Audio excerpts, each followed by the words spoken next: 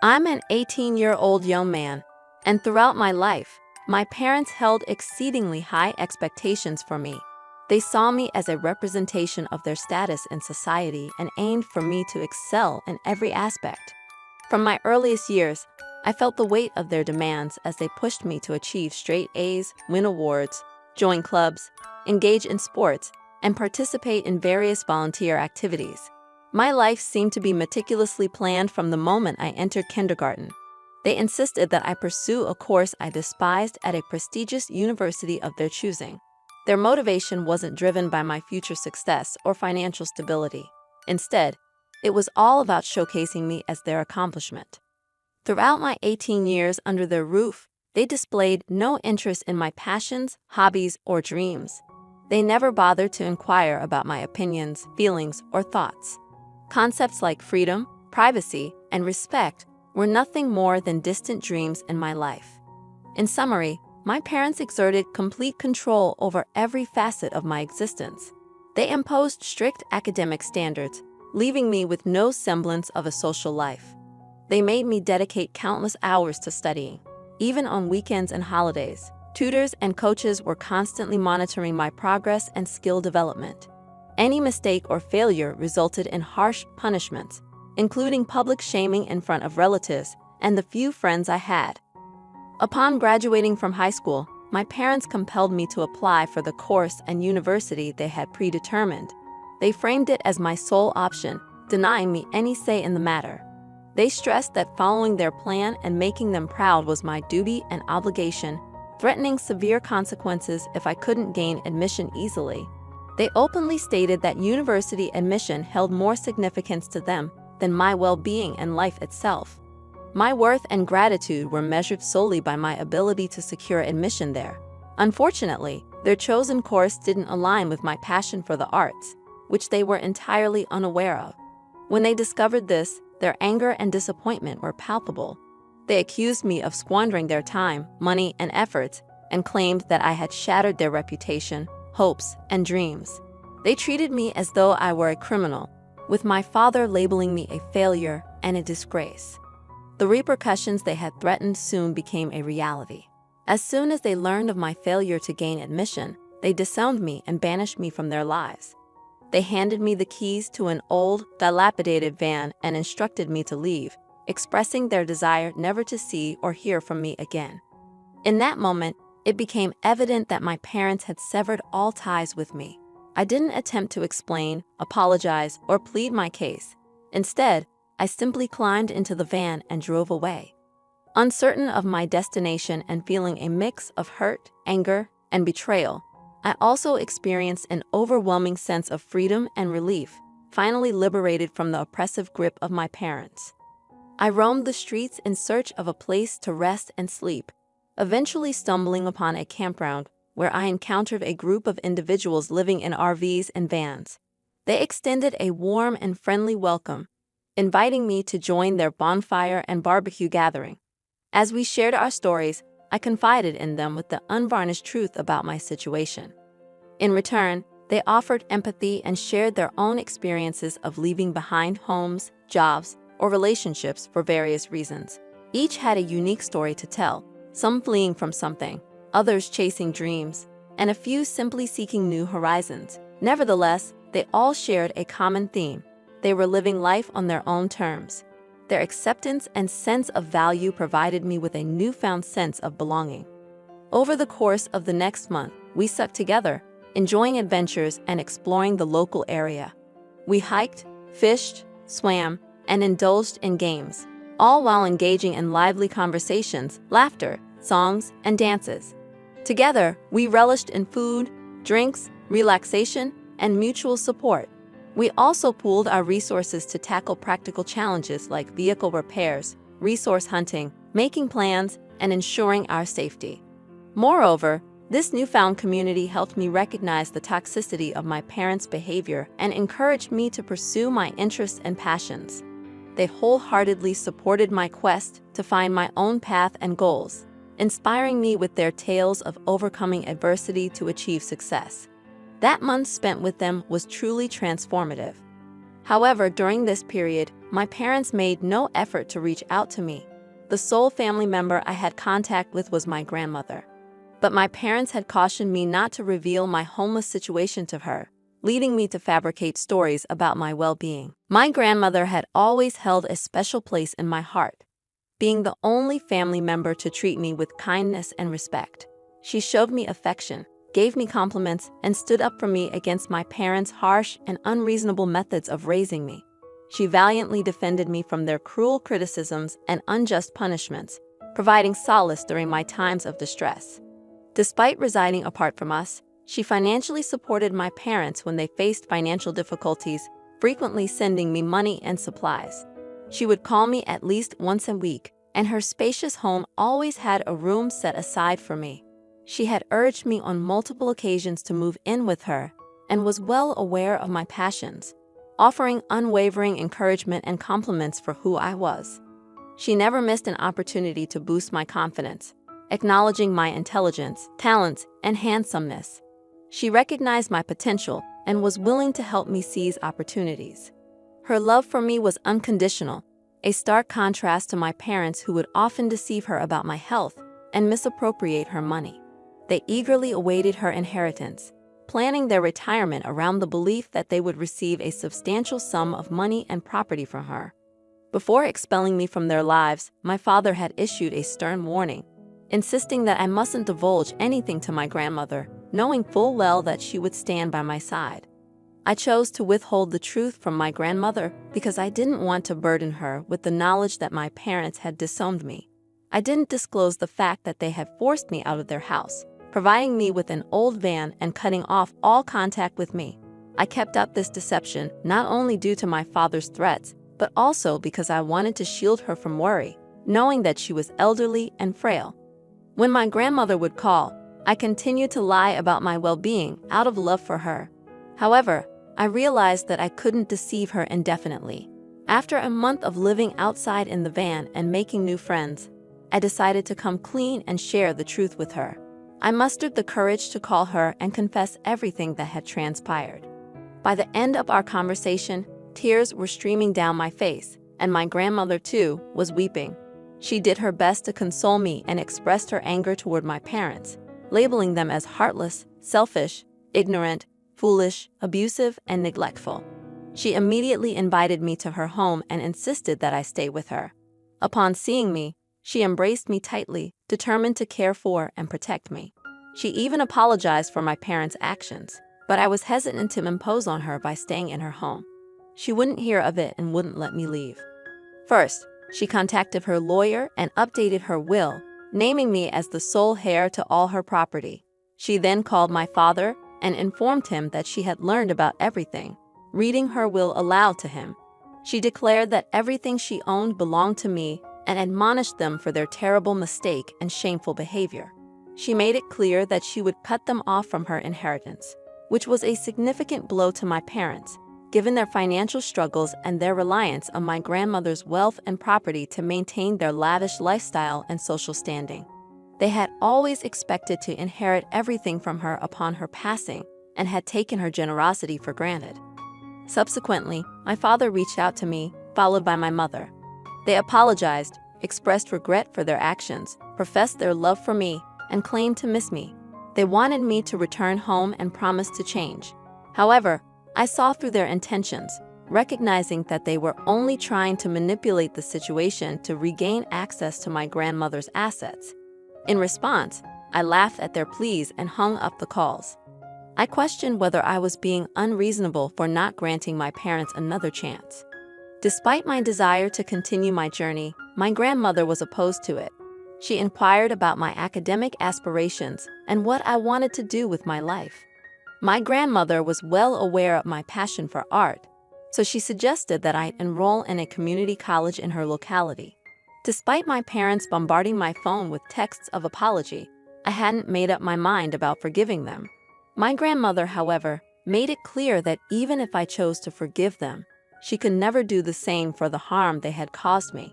2 days ago, my mother sent me a photo of my father, claiming he was severely ill but refusing to go to the hospital unless I visited him. Both my grandmother and I sensed deceit in her message, but we decided to investigate. My grandmother, accompanied by her lawyer, planned to drive to my parents' home. If things went awry, she intended to intervene and rescue me. Following our plan, my grandmother visited my parents' home yesterday. Once inside, my mother snatched my phone, and my father locked me in a room. I had instructed my grandmother to wait for my signal, but when she didn't hear from me, she bravely approached the house with her lawyer. Faced with no other choice, my parents had to open the door. My grandmother stepped in, saving me from their clutches. While leaving, my parents attempted to defend themselves, but my grandmother silenced them with her resolve. She intends to take legal action against them. I've decided to cut them out of my life completely. I'm fortunate to have a grandmother like her by my side. Many people dealing with toxic parents have no escape, but I am grateful to have her support. I will take care of her. She's a precious gem. Hey, everyone, I'm contemplating something regarding my cheating fiancé, and I'm seeking your input on whether I'm in the right. Let me share my story with you so you can weigh in. Creating a throwaway account for obvious reasons. I'm a 26-year-old male who decided to propose to my girlfriend of 4 years, a 24-year-old woman. I popped the question 6 months ago, believing that marriage was the natural next step after our healthy 5-year relationship. I was financially stable and confident in my ability to provide for us. However, my perception of our relationship crumbled when I proposed. My girlfriend is incredibly social and active on social media. As I was taking pictures of her with the engagement ring, I noticed notifications from a guy popping up on her phone. Curious, I discreetly checked the messages and discovered that she was cheating on me. Based on their conversation, it was evident that she had been to his place multiple times, and he was eagerly anticipating her next visit. Although I'm not one to invade someone's privacy, I felt compelled to dig deeper. Considering her lack of tech-savvy skills, it was easy for me to access her laptop. She consistently used the same password for most of her accounts. Once, I gained access to her laptop, and the revelations were shocking. I wasn't prepared for what I discovered. My ex had been frequenting a local sex club, which had led to her making a multitude of new friends who had seemingly been more intimately involved with her than I had ever been. At the time of my investigation, she was engaged in conversations with about 7 men. From their exchanges, it was painfully clear that she had spent intimate moments with them. In many of these chats, she demeaned my performance in bed compared to theirs, claiming they were far superior. Reading those words shattered my heart. The person I had loved for the past 5 years had been cheating on me for the better part of 3 years. The weight of this realization hit me like a ton of bricks. I felt an overwhelming hatred for her, an emotion I couldn't adequately describe. I never thought I was capable of such intense feelings of loathing towards someone I had loved so deeply. I couldn't believe I was entertaining thoughts of harm towards someone I still cared for. That's when I decided on a course of action. I wanted to inflict mental and emotional distress upon her. Perhaps this makes me a morally questionable person, but I was determined to make her suffer the consequences of her actions. I contemplated my decision, slept on it, and ultimately committed to the plan. I pretended that everything was normal between us. I knew about her infidelity, but I didn't let on that I was aware of her cheating. I put on a facade, acting as if everything was fine. We both lied to each other, and I observed her with a fake smile whenever I saw her enthusiastically chatting on her phone, all the while wondering if she was betraying me again. It was torment living with her, but I believed that my revenge would be worthwhile. The plan was straightforward. I had no intention of marrying her. I allowed her to meticulously plan the wedding, knowing full well that it would be a solo affair since I had no intention of showing up. I accompanied her on trips to select wedding details, like flowers and decorations, though I had no intention of paying for anything. I even suggested that I would match her honeymoon expenses with whatever she spent on the wedding. She was delighted, naively unaware that she was racking up a significant bill. Her innocence brought a cynical smile to my face, even in the face of this elaborate revenge plan. I understood that my actions were cruel, but in my mind, I believed she deserved it.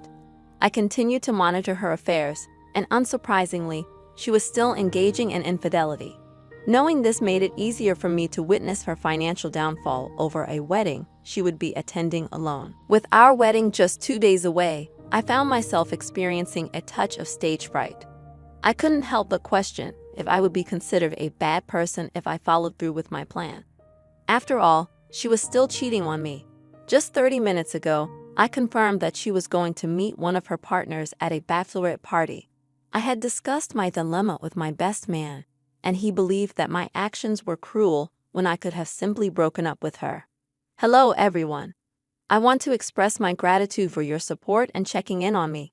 I didn't anticipate that you would appreciate my idea as much as you did. Your support means a lot to me. Now, onto the update you've been waiting for. I decided to go with the suggestion a few of you provided in my direct messages, which was to expose her as the cheater she was. And so, that's precisely what I did. I asked my best man to play a video containing all the screenshots of the chats I had gathered over the months. Along with those pictures, I included a brief explanatory message to ensure everyone understood that I would not be showing up for the wedding. I followed through with my revenge plan and told her that I would have an extended bachelor's party and return the night before the wedding. But we both knew I had no intention of returning. I didn't inform my family about this because my parents are close to her, and I didn't want her to find out. Only my best man was privy to my decision not to attend the wedding. As the wedding time approached, my phone was inundated with calls from both my parents and my cheating fiancé. She kept calling repeatedly until the calls abruptly stopped, presumably when the video was played in front of all the guests. Since then, I haven't received any calls from her, and my parents have tried to reach me once or twice, but I haven't answered. I'm reluctant to respond and be forced to explain why I kept my struggles hidden from them.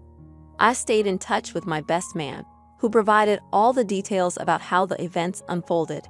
He described the humiliation she felt as the screenshots were displayed, revealing her sexting someone other than me.